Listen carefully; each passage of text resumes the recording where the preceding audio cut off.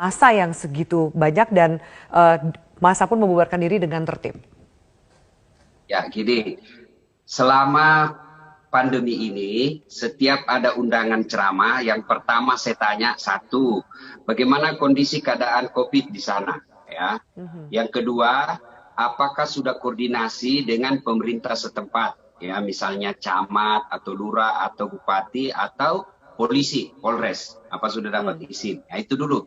Langkah selanjutnya kalau bilang aman Ustadz, kami daerah hijau dapat izin. Oke. Mhm. Kalau bisa, acara berikutnya harus protap. Ya, jaga jarak, tidak boleh menggunakan fasilitas umum. Kalau misalnya di masjid, harus bawa sajadah masing-masing. Ya, itu. Mhm. Kemudian oke. Nah, ini kemarin bulan 10, ada keluarga dekat saya yang merantau ke Kalimantan, akikah. Oke, saya bilang boleh saya datang karena merasa Ustadz senang kami kalau datang Ustadz. Ya inilah saya hadiah saya buat keluarga yang merantau.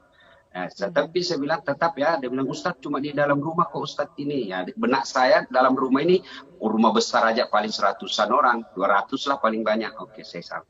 Nah, untuk ke lokasi acara itu Mbak, dari Makassar naik pesawat ke Balikpapan, Balikpapan kemudian menyeberang pakai speedboat sekitar 20 menit ke Penajam Pasir Utara, itu calon ibu kota negara. Kemudian Mhm. dari pelabuhan ke lokasi acara 5 jam perjalanan darat. Ya, sampailah saya hampir maghrib.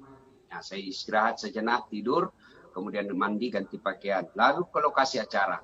Begitu sampai lokasi acara, saya lihat, wih, kenapa ini banyak sekali motor parkir, hampir setengah kilo itu mobil parkir.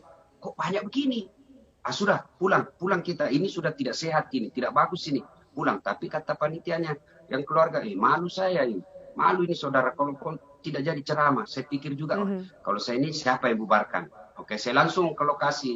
Nah, di lokasi itu memang untuk rumah, tapi di rumahnya ternyata depan rumahnya lapangan sepak bola.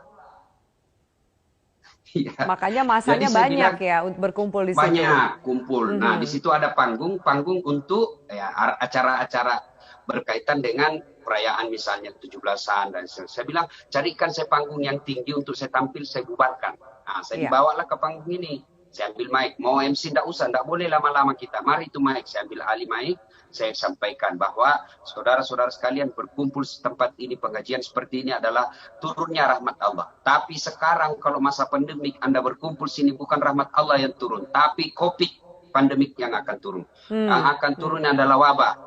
Hmm. Kami mau dengar ceramah Ustaz. Saya bilang kalian mau dengar ceramah saya boleh di YouTube. 24 jam ada di YouTube, ada di handphone. Tapi kami mau siaran langsung. Betul Anda perlu siaran langsung. Tapi kalau Anda sudah kena COVID, tidak bisa lagi dengar ceramah. Ayo pulang, pulang. Sekarang boleh dengar ceramah. Tapi kalau sudah kena COVID, tidak bisa lagi dengar ceramah. Bismillah Iya. kita pulang. Minta keikhlasannya. Akhirnya membubarkan diri kembali. Padahal ada yang dari Banjarmasin itu Mbak. Naik mobil 10 jam untuk sampai ke lokasi acara. Saya bilang oke. Dengar dakwah ini penting, tapi menjaga keselamatan jiwa wajib dan jauh lebih penting. Bismillah, kita Baik. bubar. Bubar. Dan Dan bubar bubarlah secara mereka. tertib, alhamdulillah. Pak Ustadz, Iya, seperti yang tadi alhamdulillah. cerita dari Pak Ustadz Dasar Latif, bagaimana Pak Ustadz sendiri melihat peran tokoh agama maupun juga tokoh masyarakat untuk menghimbau masyarakat menjaga protokol kesehatan? Bagaimana peran yang lebih jauh yang bisa dilakukan? Ya, ini tentu yang merasa diri banyak pengikut, banyak followernya ya di medsos ya. Sekarang kan dakwah ini pengikutnya di medsos yang banyak. Sebagai tokoh, saya bukan tokoh masyarakat, cuma lebih banyak follower, banyak pengikut ya.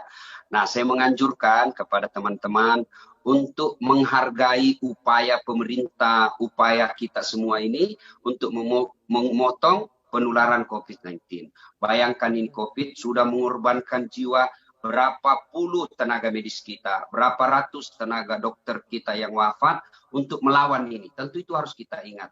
Karenanya untuk zaman sekarang ini pikir juga mengajarkan ya dengar dakwah penting, tapi kemaslahatan jiwa wajib hukumnya kita pelihara, kita utamakan. Saya yakin semua tokoh tahu bahwa dalam Islam itu ada disebut maqasid syariah, tujuan diadakannya hukum.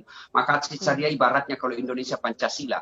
Ada 5 Baik, tujuannya maqasid syariah itu. Satu diantaranya hifzul nafas, menerima jiwa. Maka kita harus saling menghargai, saling baik. memotivasi untuk memutus COVID-19 ini. Ya, saya kira.